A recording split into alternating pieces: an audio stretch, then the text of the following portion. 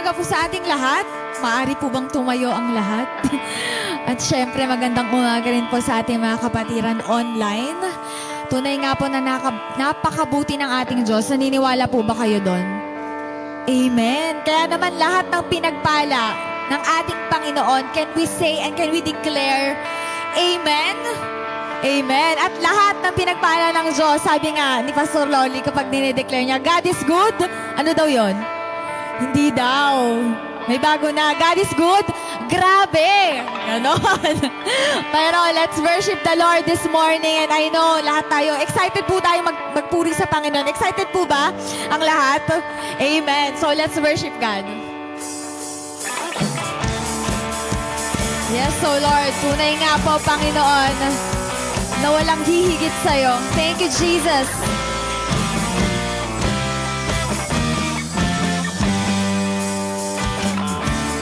Higit pa sa ligan na nadarama ko, pagkat ang puso ko'y puno ng pag-ibig mo. Ikaw ang Diyos na buhay, ang pag-ibig ko sa'yo'y aalay. Luwalatiin ka magpakailanman. Wala nang higit. Wala nang hihigit pa sa ligan na nadarama ko, pagkat ang puso ko'y puno ng pag-ibig mo. Ikaw ang Diyos na buhay, ang pag-ibig ko sa'yo'y aalay. Luwalatiin ka magpakailanman. Tayo na sa piling niya, sama-samang isigaw ang pangalan ni Jesus. Liwanag niya'y nagniningning sa buhay ko. Tayo na sa piling niya, sama-samang isigaw ang pangalan ni Jesus. Liwanag niya'y nagniningning sa buhay ko. Todo bigay ang papuri, todo bigay, sama-sama, todo bigay, walang tigil, todo bigay. Wala nang hihigit pa, wala nang hihigit pa sa liganan na nadarama ko, pagkat ang puso ko'y puno ng pag-ibig mo. Ikaw ang Diyos na buhay, ang pag-ibig ko sa'yo'y aalay. Luwalatiin ka magpakailanman. Let's declare.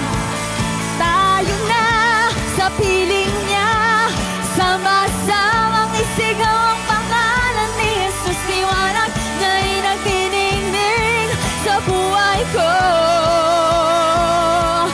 Tayo na sa piling niya, sama-samang isigaw ang pangalan ni Jesus. Liwanag niya'y nagniningning sa buhay ko. Todo bigay ang papuri, todo bigay, sama-sama, todo bigay, walang tigil, todo bigay, todo bigay, todo bigay ang papuri, todo bigay, sama-sama, todo bigay, walang tigil, todo bigay. Let's declare, tayo na sa piling niya, sama-samang isigaw ang pangalan ni Jesus. Liwanag niya'y nagniningning sa buhay. Yes, so Lord, come on, let's all declare. Tayo na, sama-samang isigaw ang pangalan ni Jesus. Liwanag niya'y nagniningning sa buhay ko. Todo bigay ang papuri, todo bigay, sama-sama, todo bigay, walang tigil, todo bigay. Grabe, grabing bless ng buhay ko. Pwede mo po yan sabihin sa katabi mo. Grabe, grabe ang nararanasan ko. Sa pagising pa lang sa umaga hanggang sa pagpapahinga. Grabe, grabing bless ang buhay ko. Let's declare once again, grabe, grabe, grabe ang pag-ibig mo. Damang-dama mo ba ang pag-ibig ng Diyos? Grabe, grabe ang nararanasan ko. Sa pagising pa lang sa umaga hanggang sa pagpapahinga. Grabe, grabe ang pag-ibig mo. Kay sarap-sarap sa presensya mo. Nagbago ang lahat sa buhay ko. Jesus, anong hahanapin pa? Nasa'yo na ang lahat, Panginoon. Grabe, grabing bless ang buhay ko. Let's declare once again, grabe, grabe, grabing bless ng buhay ko. Grabe, grabe ang nararanasan ko. Sa pagising pa lang sa umaga hanggang sa pagpapahinga. Grabe, grabing bless ang buhay ko. Tingnan niyo po yung katabi niyo, tapos sabihin niyo sa kanya, grabe, grabe ang mo. Grabing bless ng buhay ko. Grabe, grabe ang nararanasan ko. Sa pagising pa lang sa umaga hanggang sa pagpapahinga. Grabe, grabing bless ng buhay mo. For the last time, let's declare, grabe, grabe, grabing bless ng buhay ko. Grabe, grabe ang nararanasan ko. Sa pagising pa lang sa umaga hanggang sa pagpapahinga. Grabe, grabing bless ang buhay ko. Grabe, grabe, grabe, grabing bless ang buhay ko. Praise the Lord. Thank you, Jesus. Tunay nga po, Panginoon, gaya ng aming inawit, O Lord God, grabing pagpapala at kabutihan, Panginoon, ang siyang pinapakita mo sa amin araw-araw. Kaya dalangin po namin, Lord, sa paglapit po namin sa iyo. Ikaw po, Lord God, ang siyang aming masumbungan. Ikaw po, Panginoon, ang siyang aming maranasan, O Lord God. Lumalapit po kami sa inyo. Ang dala lamang namin, Panginoon, ay aming mga puso, Panginoon. Pakadalisayan mo po ang bawat isa.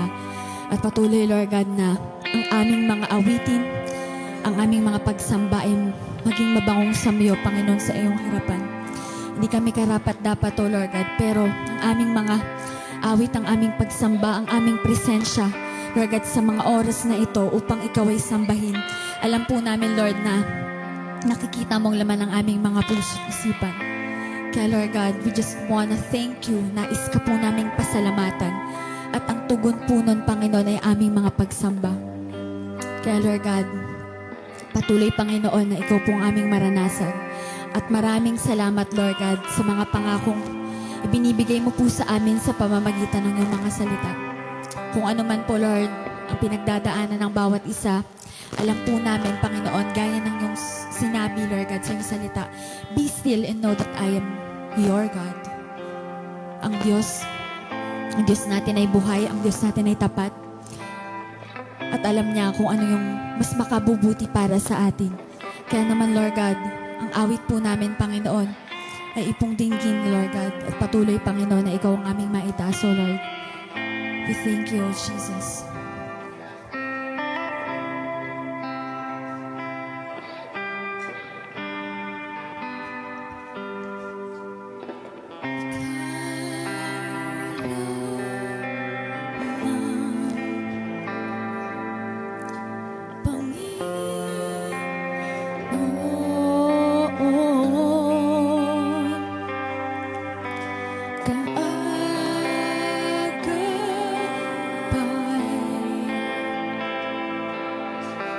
Saan man naroon, ikaw lamang, Panginoon.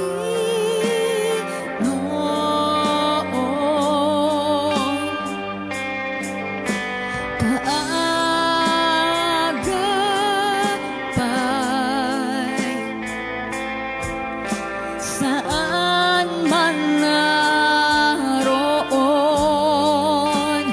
suliranin man ay dumating, ikaw lamang, O Diyos, ang sasambahin.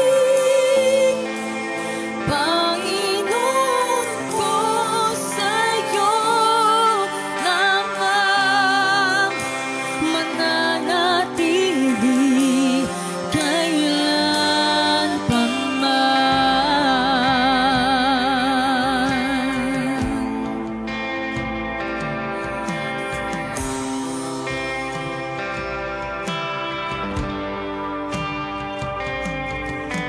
kapahingahan sa'yo nakamtan, kapangyarihan, ikaw ang pinagmulan. Suliranin man ay dumating, ikaw lamang, O Diyos, ang sasambahin. Panginoon ka, sa'yo lamang mananatili kailan pa man. Suliranin man ay dumating, ikaw lamang, O Diyos, ang sasambahin. Panginoon ka, sa'yo lamang mananatili kailan pa man. Suliranin man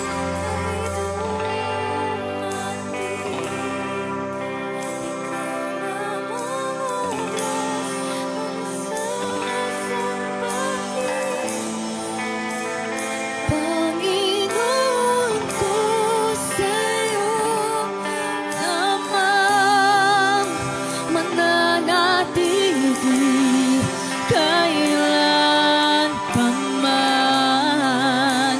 Mananatili kailan pa man.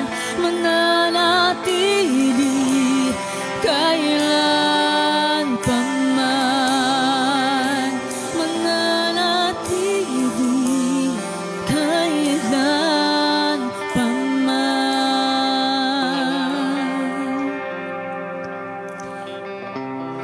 Lord, gaya ng aming inawit at dineklara, mananatili kailanpaman, maninindigan kailanpaman, hindi bibitaw kahit anumang suliranin, anumang pagsubok, Panginoon, ang siyang aming maranasan.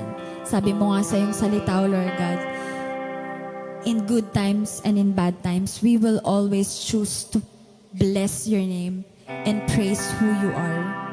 Sapagkat ikaw yung Diyos na nagpapakita sa amin ng iyong kadakilaan, ng iyong iyong kabutihan, Panginoon, at kailanman hindi mo kami iiwan at pababayaan. Kaya Lord God, dalangin po namin, Panginoon, nabigyan mo po kami ng puso, Lord God, na handang sumunod lagi sa'yo. Puso na mapagkumbaba, puso na nais magpaturo, puso na ayaw humiwalay sa'yo, Panginoon. Puso na laging nagsusumiksik, laging uhaw sa iyong presensya upang hindi kami malayo, Panginoon, sa iyo. Maraming bagay sa mundo, Lord God, ang pwedeng magpalayo sa amin, Panginoon, sa presensya mo. Pero dahil pinili mo kami, dahil anak mo kami, no one and nothing can separate us from the love of Christ.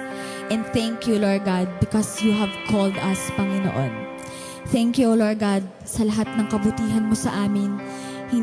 Minsan hindi na masabi ng aming mga labi ng mga salita. Hindi na namin ma-describe, Lord God, ang aming nararamdaman.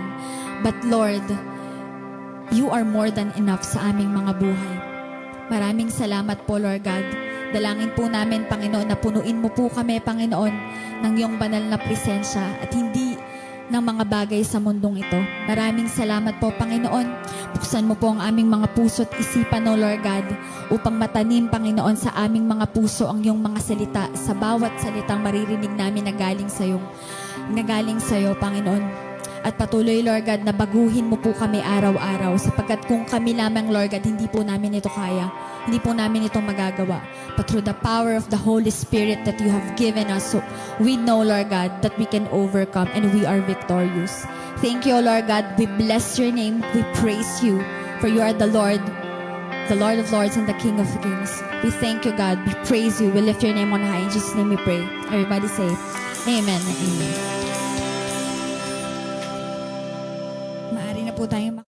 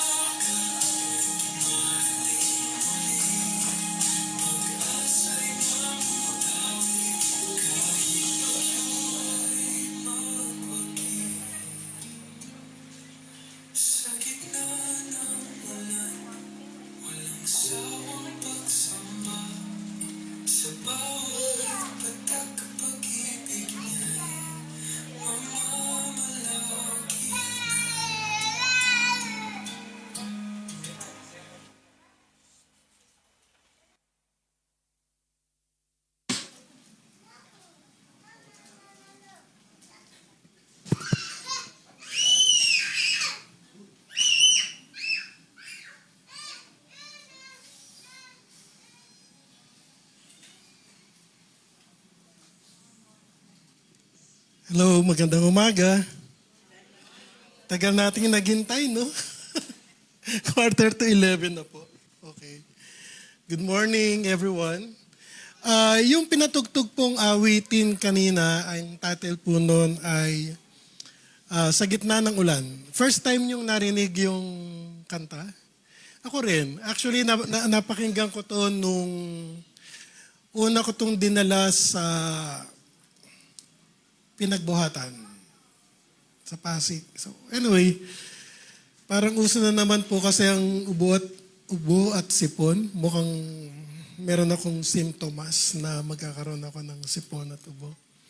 Anyway, pakita po natin yung ating splash, ay yung ating presentation material. Ang nakikita ko dito sa gitna ng ulan, ano nakikita niyo? Okay. Yan, magandang umaga ulit. October, bakit 19? Dapat 26 na, di ba? 61 days na lang, malapit na yung Christmas. Malapit na rin akong tumanda. December na naman ako. Pero thank God, 64 na ako by December 7. Excited na ba kayo sa Christmas? Hindi, no? Hindi kayo excited? For some reasons, yung iba excited, yung iba hindi. Ako, okay lang. Okay lang. So anyway, sa ating mensahe ngayong umaga, ang ating pong title ay yung I uplift, Jesus is my everything. So ito po yung naging tema ng ating mga mensahe. I think nitong buong October. So ako po yung na-assign for the last Sunday ng October. So bago ko po bigay yung aking mensahe, i-recap po natin yung mga mensahe na binigay sa atin ng ating mga kapatid. Noong October 5,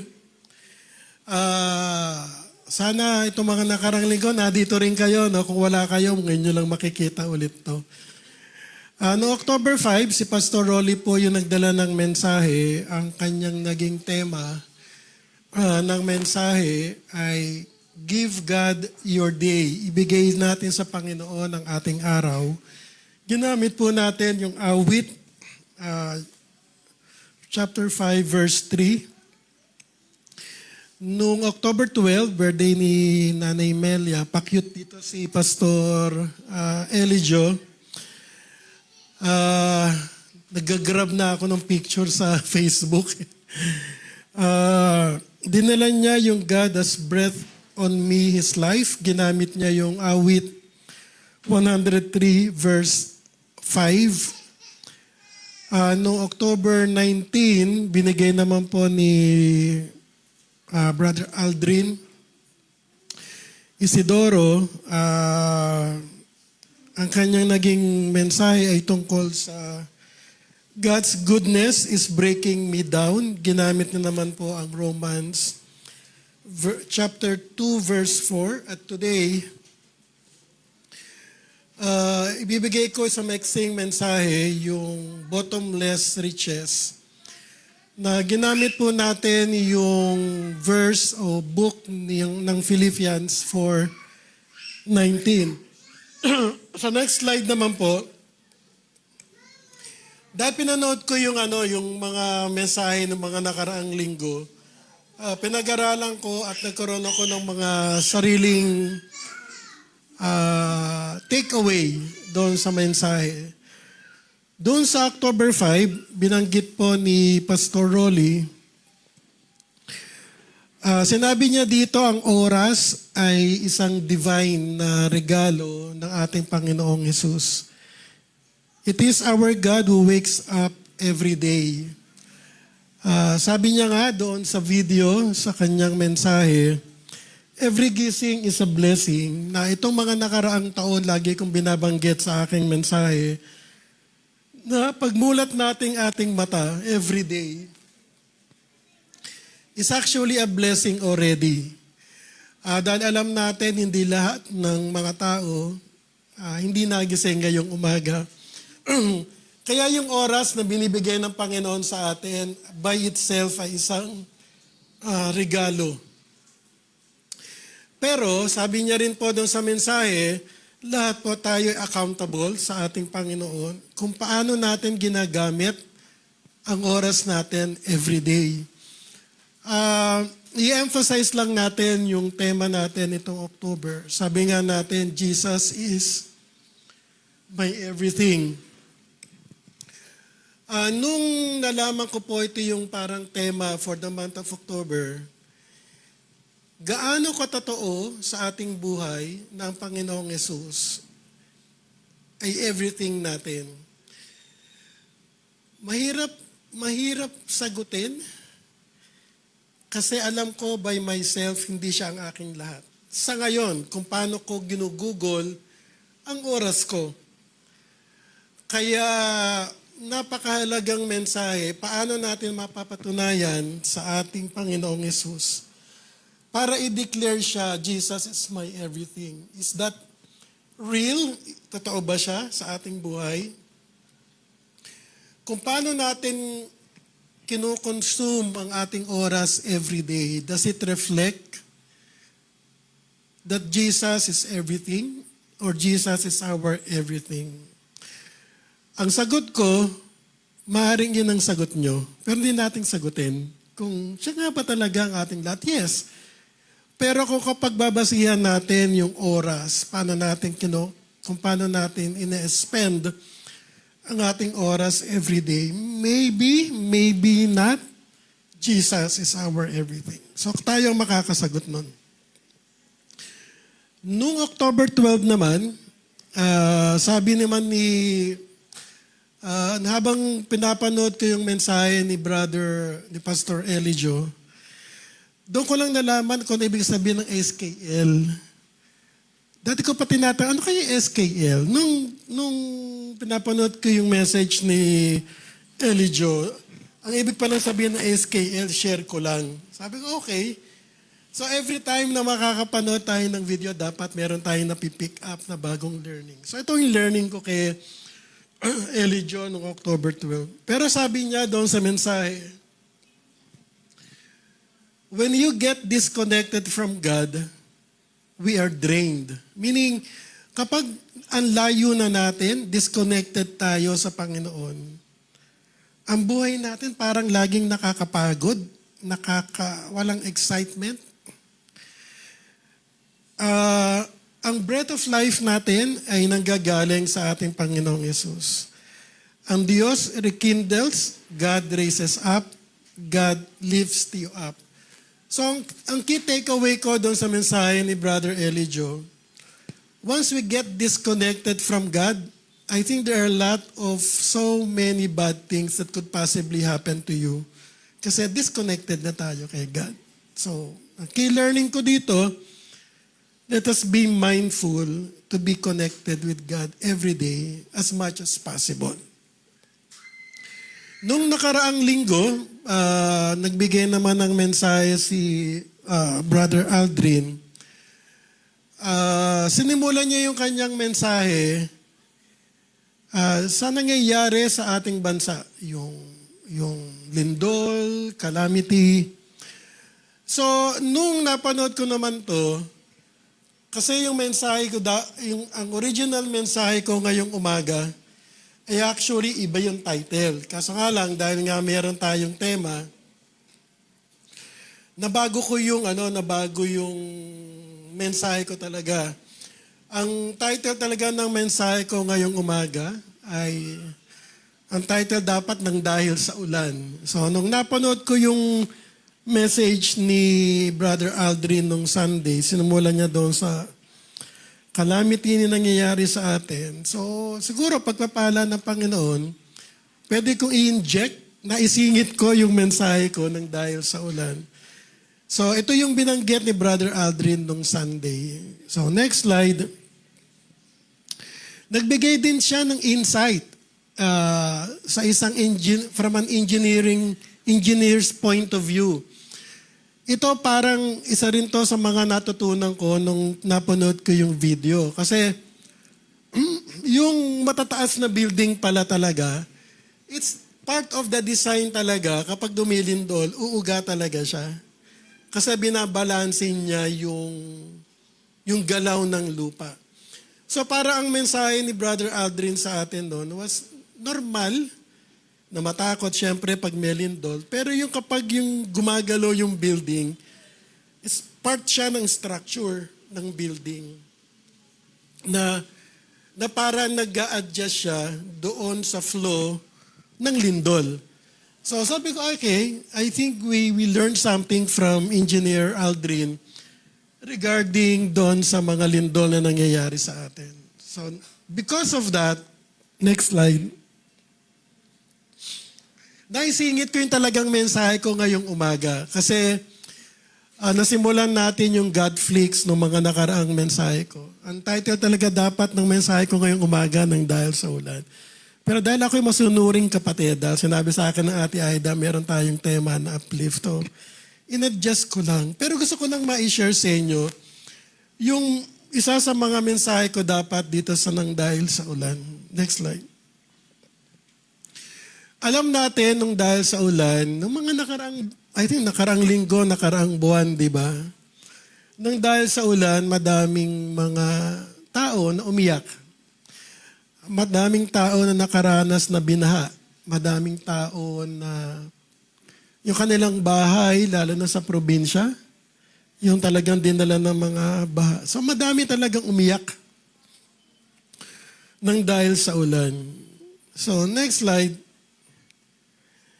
Nung dahil sa ulan, apektado rin ng mga estudyante. Di ba? Pumasok sa school, paglabas ng eskwelahan, walang madaan ng daanan. So talagang nilakad nila yung baha. Even mga nag-o-opisina, lalo na sa Quezon City. Di ba? Nung dahil sa ulan,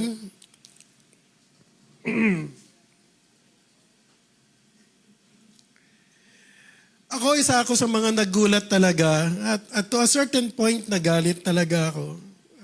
Namulat ako noon nung na-realize natin na grabe na pala yung nangyayari sa ating bansa. Kaya madaming taong lumabas nung September 21. Plano ko dapat magpunta doon kaso lang wala si Riz.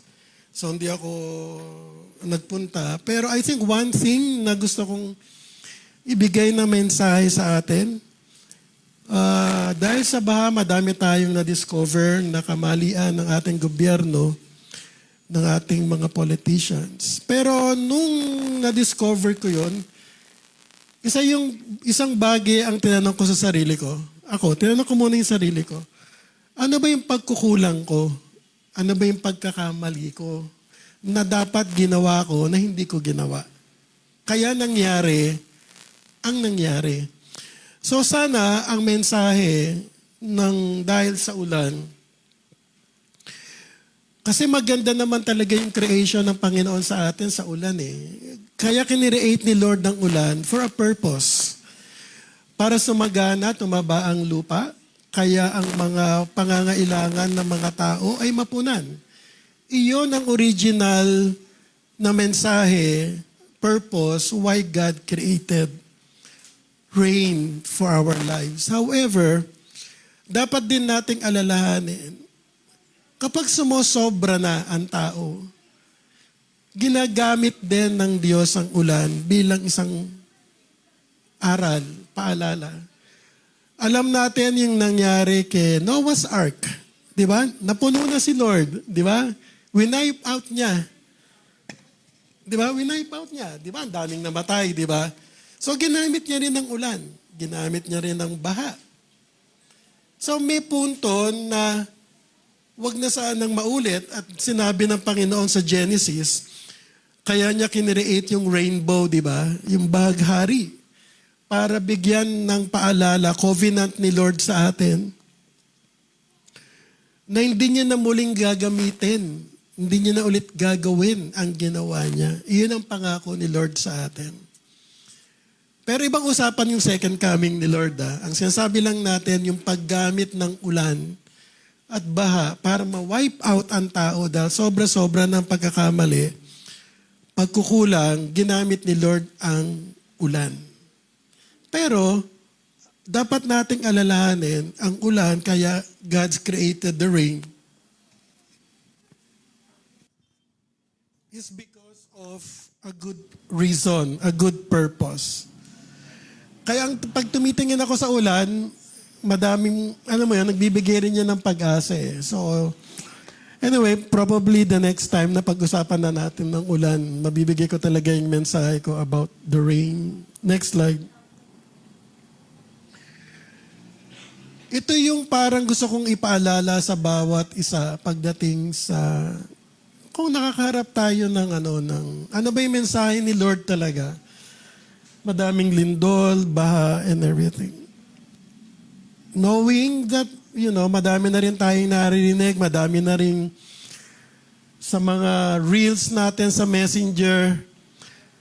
Di ba, I think a few weeks ago, ang daming lumabas na paalala tungkol sa the big one, di ba? Nakakatakot, di ba? Yung long stretch ng the big one kapag lumindol, yung fault line. Parang, I think ang estimate, between 100 to 300 people will die kapag nangyari yung the big one. So paalala sa ating lahat bago dumating si Lord o bago mangyari yung the big one, paalalahan natin ang bawat isa sa 2 Chronicles 7:14. Kung aking bayan ay tinatawag sa pamamagitan na aking pangalan ay magpapakumbaba at dumalangin at hanapin ang aking muka at talikuran ang kanilang masamang lakad, akin ngang diringgin sa langit at ipapatawad ko ang kanilang kasalanan at pagagalingin ko ang kanilang lupain. So, parang if we declare that Jesus is our everything, but sinasabi lang natin yan in words, but not in action, hindi siya consistent.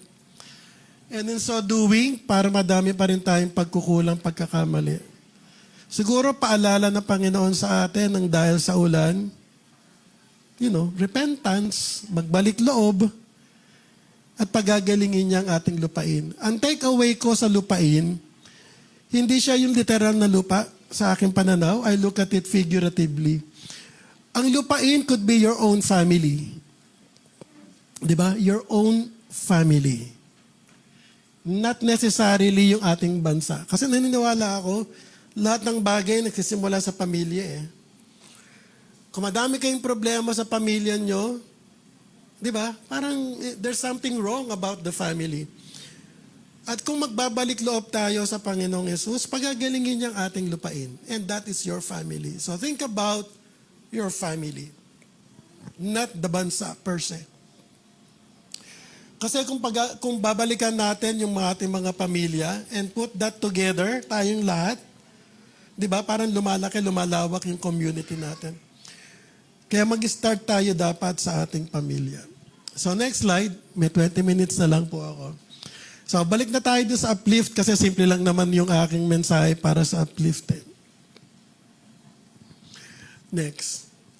Nabanggit ni Engineer Aldrin kasi, the goodness of God is rich and abundant. So parang alam natin, ang kabutihan ng Panginoon ay laging mayaman, laging puno, hindi nagkukulang. I think wala tayong problema at naiintindihan natin to. So next slide, binanggit din naman ni Aldrin. Next slide. God's goodness, ang kabutihan ng Panginoon ay hindi maliit. It is rich, kumbaga mayaman, literal. Ginamit niya dito yung ang Panginoon ay mayaman sa pagbibigay ng grace sa ating buhay, ng mercy, ng mga supply, anong mga pangailangan natin. He is rich in giving things to enjoy. Lalo na sa Pilipinas, di ba? Ang ganda-ganda ng Pilipinas. We are so rich in our natural resources. As compared to Japan, as compared to Vietnam, to Singapore, napakayaman ng natural resources ng Pilipinas. Pinaplundered lang tayo. And that's the sad part of it. He is rich in the strength He provides the Christian. So meaning to say, i-emphasize ko lang yung pangatlong bullet, yung He is rich in supplying our need. Sapat, sobra ang supply na binibigay ng Panginoon sa ating buhay. Huwag nating sukatin yung supply ng Panginoon in terms of financials alone. Kasi madami tayong libre sa buhay na, natatanggap natin every day. So gagamitin natin yung Philippians 4:19. Next slide. So ano ba ibig sabihin nung bottomless riches? So nagbigay ako ng simpleng analogy about bottomless riches. So ano ba ibig sabihin nun? Makikita po natin sa next slide. Next slide. Okay. Pag sinabi nating bottomless, unlimited, di ba? Parang yang, alam nyo ba kung sino nagsimula ng bottomless rice o unlimited rice? Sino nagsimula? Ha? Mang Inasal. Sino nagpauso ng bottomless iced tea? Ano? Bigla akong napaisip, sino pa nagsimula ng bottomless iced tea? Shakey's ba? Parang hindi.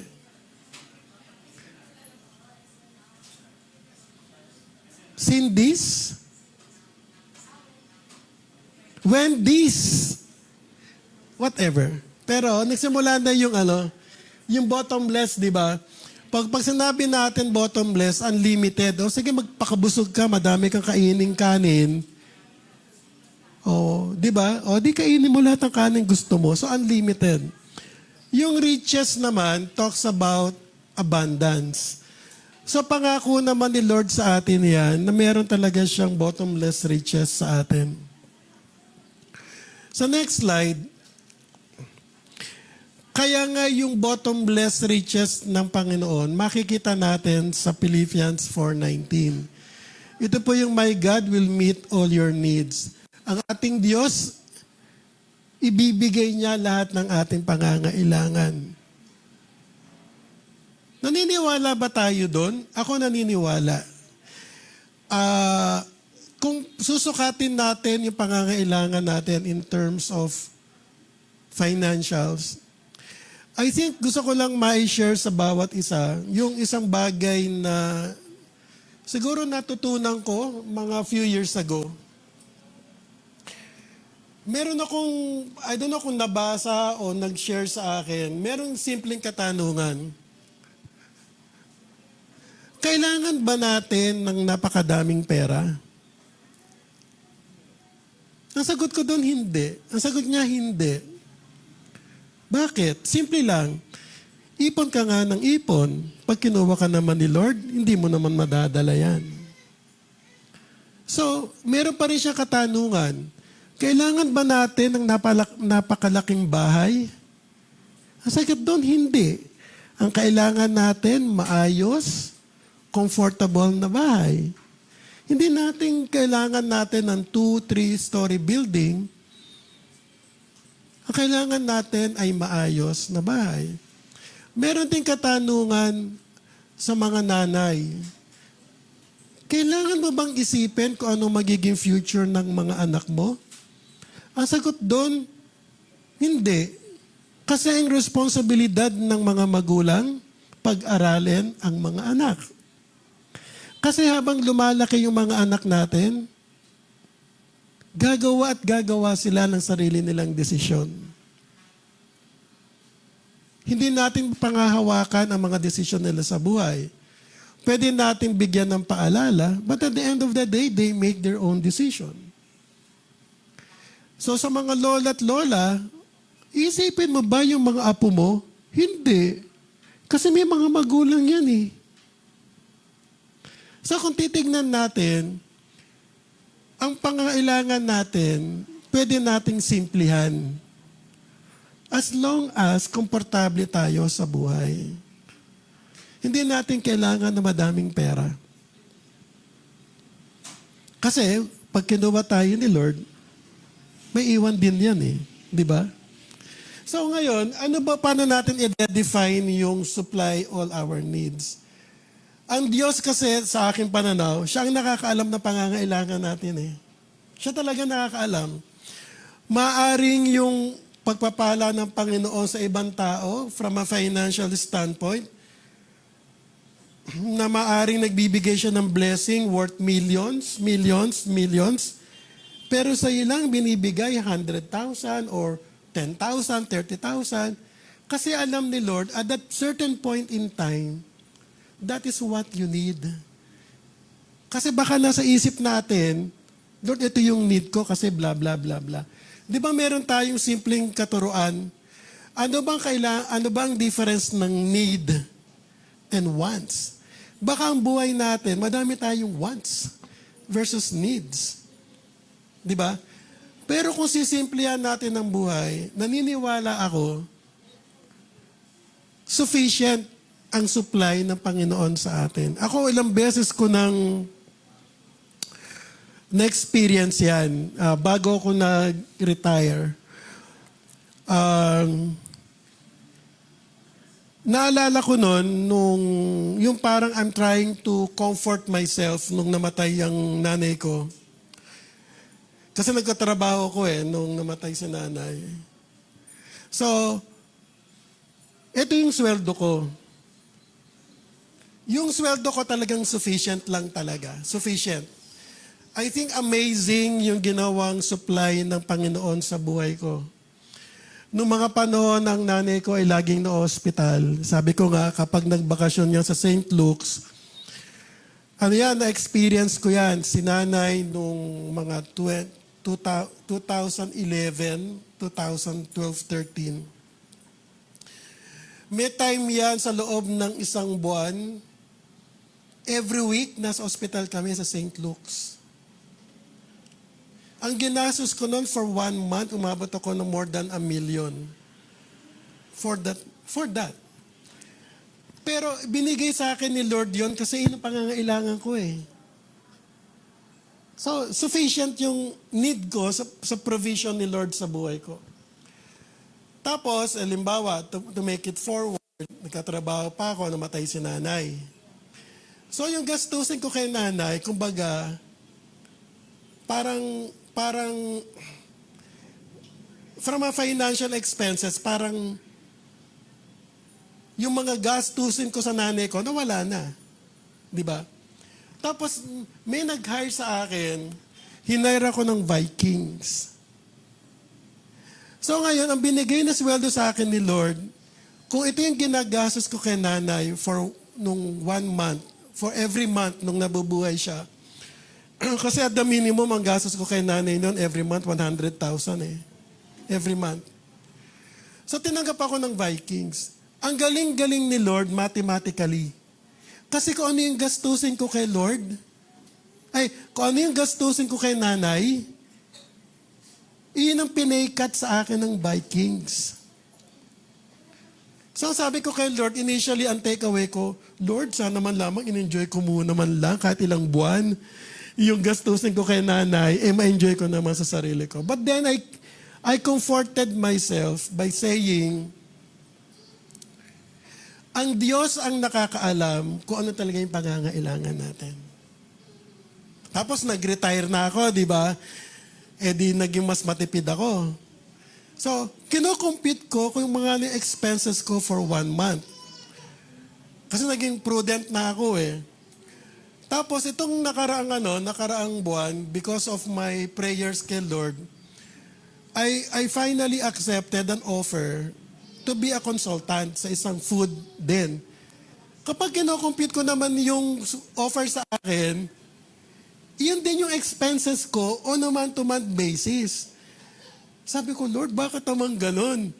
Yung parang tipong sana ginawa mo na lang ganito para, ano mo yun, parang meron akong sube. Parang gano'n. But I came to realize, God defines our own needs. Sa aking pananaw. So dapat yung needs natin, congruent siya doon sa supply na ibibigay ni Lord sa atin. So therefore, ang key learning natin, you need to know what are your needs in life. Not wants. Simple lang equation. Kailangan mo ng, halimbawa, kailangan mo ng cellphone. Okay. Bumili ka ng cellphone. Huwag ka naman bibili ng iPhone 17. Pwede ka naman bumili ng simpleng phone. So that's your need. Pero ang wants mo, iPhone 17? Magkano yung iPhone 17? 64,000 yata. Pwede ka naman bumili ng phone worth 5,000. That's what I want you to understand. Ang supply ng Panginoon sa atin, laging sapat. Baka ang feeling nating nagkukulang, then you need to ask yourself, bakit nagkukulang? Kayo ang makakasagot nun, hindi ako. Ang gusto ko lang ma-realize nyo, there's no doubt God's supply for us is always sufficient. Hindi siya nagkukulang. So kung feeling nyo nagkukulang si Lord, tanungin natin ang sarili natin, bakit? Bakit? We all deserve to live comfortably, di ba? Kaya ako, nung tinanggap ko yung consulting work, at offer sa akin, komportable na ako nun. Masaya na ako. Sabi ko nga kay AJ kanina, saan ko naman makukuha yung X amount na binigay sa akin buwan-buwan? Wala man akong ginagawa. Be happy na. Diba? That's why, sufficient lagi ang provisions ni Lord sa atin. Hindi siya nagkukulang.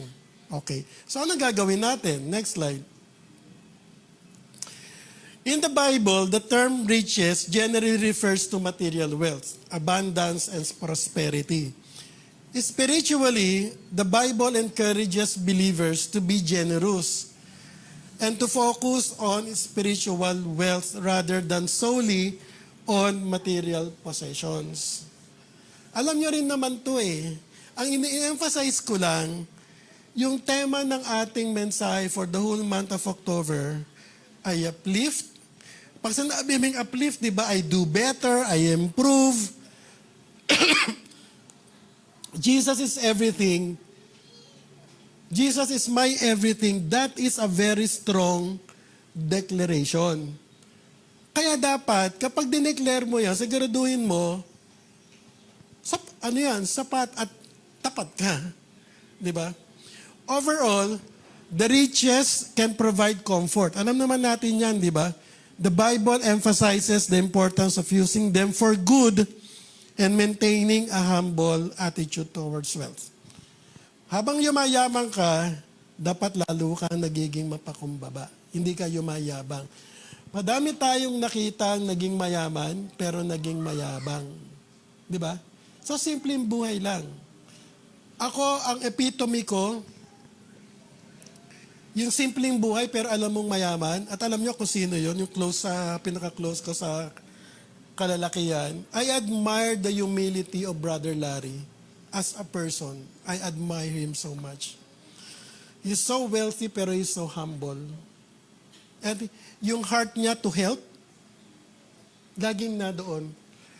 Sinishare sa akin ni Brother Larry yung vision niya Diba, Brother June, tinitignan ko to Siguro kailangan natin magpatayo ng school. Parang meron siyang vision na gano'n. Sige, you pray for it. Pero as long as living comfortably, demonstrating humility, to me, ang anchor point ko dyan si Brother Larry. Next slide. So, paano natin i-bridge yung richness to richness? Okay. Simple lang yung mensahe ko. Matatapos na ako in 5 minutes. Ako nagluto ng ulam, sinigang na baboy. Okay. Next slide. God is calling us. He called us several times already. But the question is, did we respond to God accordingly? Tayo makakasagot niyan. Hindi natin pwedeng sagutin yes all the time. I doubt it so much. I doubt it. ang sineshare ko lang sa inyo, ilang beses nang tumawag ang Panginoon sa buhay natin. Have you responded correctly? Or did you ignore God when He called you? Ako, ang personal take ko, not all the time. I took His call because I have my own reasons. Stubborn minsan. Pero if God is our everything, then we need to respond to Him the way He wants us to live. Kaya minsan, di ba, meron tayong stubbornness. Imposibleng lahat naman, imposibleng walang stubbornness sa buhay natin. There will always be. Pero at the end of the day, it's God's call. God's call. Kapag na-recognize mo yung God's call, your heart cannot deny. Naniniwala ako doon. Kapag may tawag ang Panginoon sa iyo at naramdaman mo yung call na yan, hindi ka i-deny ng puso mo. Gagawa't gagawa ka, magre-respond ka na magre-respond ka. Because you have that heart's call. So ano ba yung God's calling us? Number 1, next slide. I think we need to have a steady heart. Stable heart. In good times and bad times, ang tibok ng puso mo, part of the beat of your heart is our God. Lagi na doon siya. Maaring yung beat ng heart mo, minsan mabilis, minsan mabagal, pero kailangan natin, we need to have a steady heart. Stable na puso sa Panginoon. We need to have strong faith. Pananampalataya. Alam naman natin to eh. Katulad ng banggit ko kanina, we need to have a happy rain. Dapat meron tayong masayang ulan. Kasi merong ulan na sad rain. Di ba nararamdaman niyo yan kapag umuulan, parang feeling mo malungkot ka? Para nagiging sentimental ka kapag umuulan. Nakakaranas tayo ng stormy rain. May kidlat, may kulog. Di ba nakakatakot? Pero what we need to have is appreciate the rain na nagbibigay ng kasiyahan sa buhay natin. So, tatlo na ngayong paalala ko sa inyo. Steady heart, strong faith, and have that happy heart in your heart. O happy rain in your heart. Next slide. Alam natin, there are times, sabi nga nung prayer ni AJ kanina, sometimes, we struggle. We struggle sa mga difficulties ng buhay natin. Minsan, gina-justify natin yung action natin. Pero at least, alam mo yung justification natin ay hindi kaaya-aya sa Panginoon. So, ano dapat natin gawin? Una, next slide. We need to strive. Mag-strive to be aspirational and inspirational. Meaning, kailangan nating bigyan ng sarili natin na magkaroon tayo ng aspiration sa buhay at maging inspired tayo. On the context nung I uplift that Jesus is my everything. Habang tumatagal tayo, habang tayong nagkakaedad, we need to continue striving to have that aspiration. Di ba sabi nga natin, yung gusto nating mangyari when the Lord calls us, di ba ano gusto natin? Welcome, my good and faithful servant. Yun ang gusto nating marinig kay Lord eh. Kung kukunin tayo ni Lord by natural death, kung kukunin tayo ni Lord sa second coming niya, yun ang gusto nating marinig kay Lord eh. I-welcome tayo ni Lord. So habang di pa dumarating si Lord, at habang may ulan, may bagyo, whatever that is, let us strive to get aspiration and get inspired, leading towards when the Lord comes, maririnig natin yung mensahe ni Lord. So kaya ang sabi ko, simple lang, di ba? Mag-strive lang tayo to be aspirational and inspirational. Within our own family, magkaroon tayo ng steady heart, strong faith, tignan natin ang ulan na laging masaya, na laging merong pagpapala. na binibigay sa atin. Bandang huli, ito, susunod, sabi sa Deuteronomy 11, 13 to 15, kaya nga, kung susundin lamang ninyo, kung susundin lang natin ang utos na sinasabi ng Panginoon sa atin, ibigin ninyo ang Diyos na si Yahweh at paglingkuran ng buong puso't kaluluwa.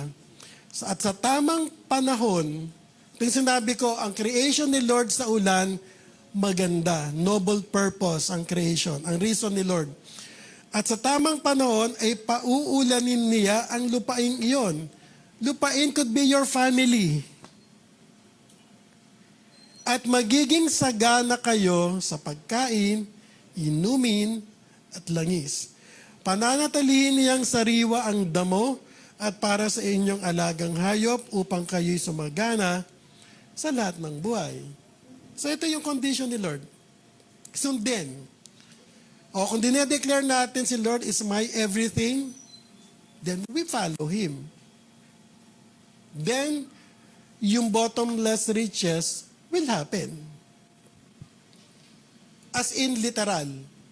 Bottomless, unlimited, riches, abundant. Pero ngayon, ang sinasabi ko lang sa inyo, lahat ng meron tayo, sapat, sufficient, dahil alam ni Lord, ito yung pangangailangan natin for now. And we should be happy about it. Di ba? So next slide, ito, anong oras tayo nagsimula kanina? Ito tawanan to ng tawanan, dinala ko to sa Antipolo, sa Pasig, saka sa Seeker Service. Pero teka, bago tayo magtapos, okay? Sabi nyo, Jesus is everything. Isang bagay ang gusto kong gawin natin, when you reflect on your life, mag-self-audit tayo. Kasi ito yung tagline natin doon sa uplift natin, di ba? Do I raise up? Ano sagot natin dito? Yes or no? O hindi ko alam. Do I improve? Yes or no? Hindi mo alam. Do I become better? Yes or no? Hindi ko alam. Do I press towards something greater? Yes or no? Hindi ko alam. Eto pa, Jesus is my everything. Then tanungin natin yung sarili natin. Is Jesus my all? Yes, maybe, no? Hindi ko alam. Is Jesus Christ my alone in life? Yes, maybe, no. Is Jesus Christ the one I most deeply want in my life? Is Jesus Christ the heart of my own heart? Is Jesus Christ the life I live now and my old self is long gone? Am I a follower of Jesus Christ, having a mindset of an audience of one, not pleasing other people's desire or opinion? I-audit natin.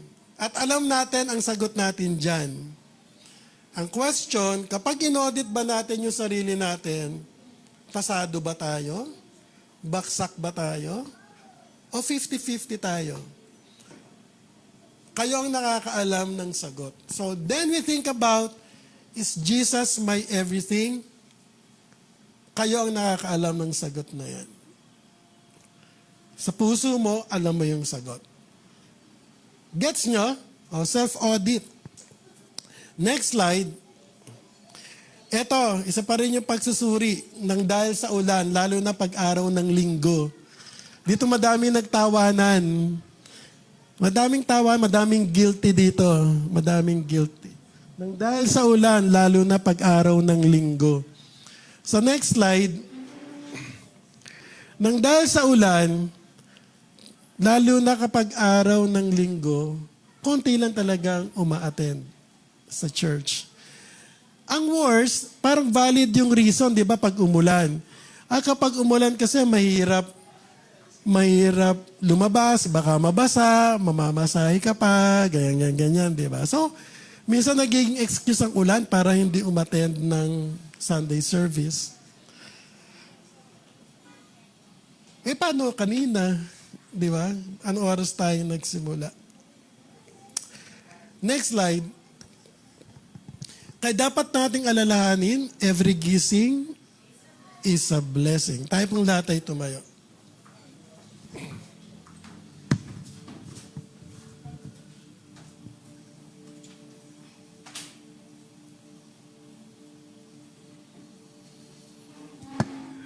Saglit po tayong manalangin.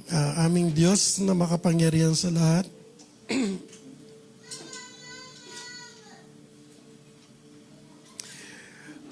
Before anything else, O God, teach us to have a humble heart. Bigyan mo po kami ng mapakumbabang puso, pusong natuturuan, pusong hindi napipilitan, but pusong masaya dahil nag-respond kami, O Lord, sa iyong tawag sa buhay namin.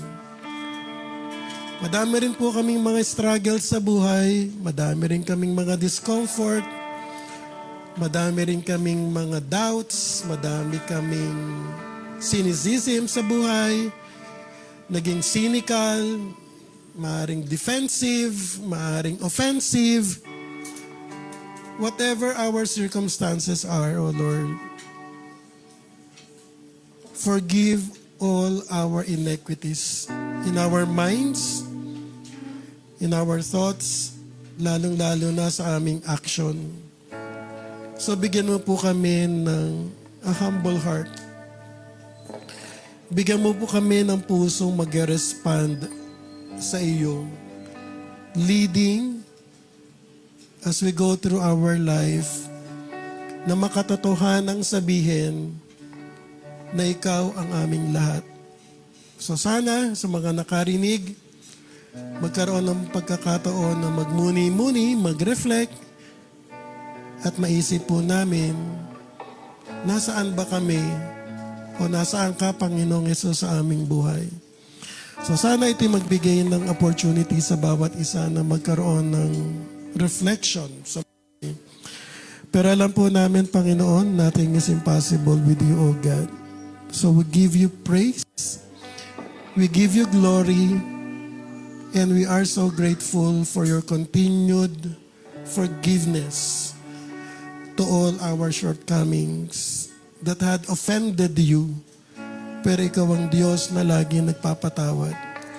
Ang papatawad mo ay muling nagbibigay sa amin ng pag-asa. So marami pong salamat sa privilege na to, O God. To God be the glory. Praise the Lord. Manatili po tayo sa presensya ng ating Panginoon. Yes, Lord Jesus. We worship you, Lord.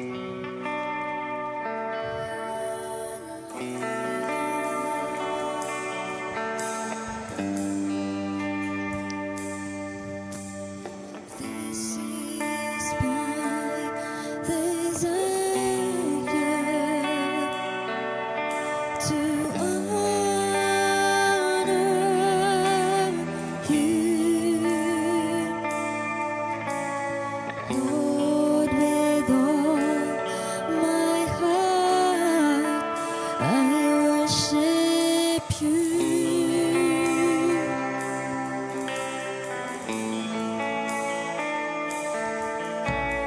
All I have within me, I give you praise. All that I adore is in you. Muli po ating awitin, Mrs. Melissa. This is my desire to honor you, Lord, with all my heart. I worship you.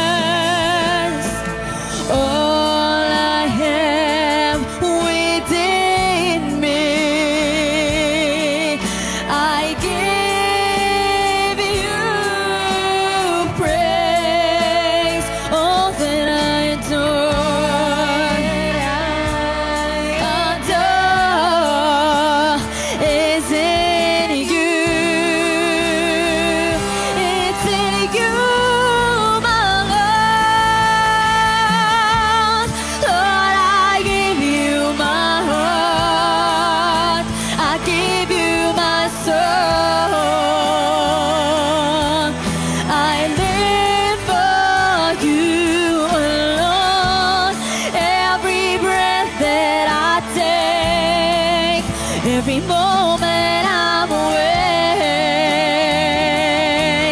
Lord, have your way in me.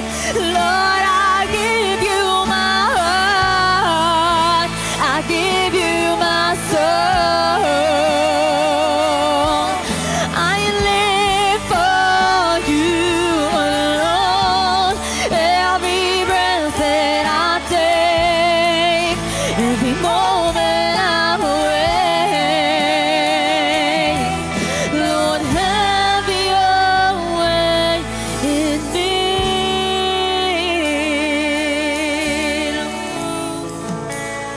Give my Jesus. Can we declare this and make this a prayer? Give you my heart, give you my soul, give my life to you. Give you my heart, give you my soul, give my life to you. I give you my heart, give you my heart, give you my soul, give my life to you. I give you my heart, give you my heart, give you my soul, give my life to you. Lord, I give you my heart, I give you my soul. I live for you alone. Every breath that I take, every moment I'm awake. Lord, have your way in me. Lord, I give you my heart, give you my soul. I live for you alone. Every breath that I take, every moment I'm awake. Lord, have your way in me. Lord, have your way in me. Lord, have your way in me. Yes, oh Lord God.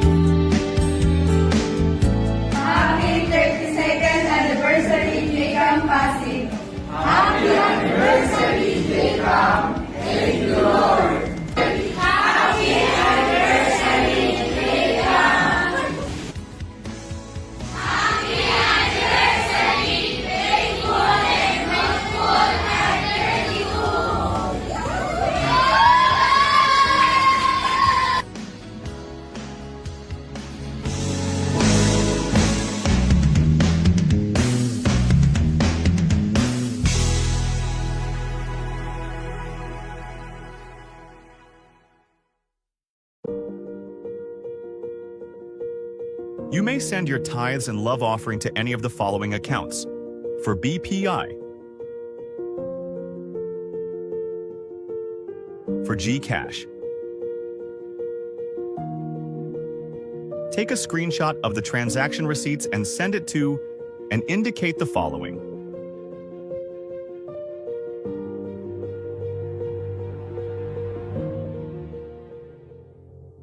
A grateful heart is a magnet for miracles.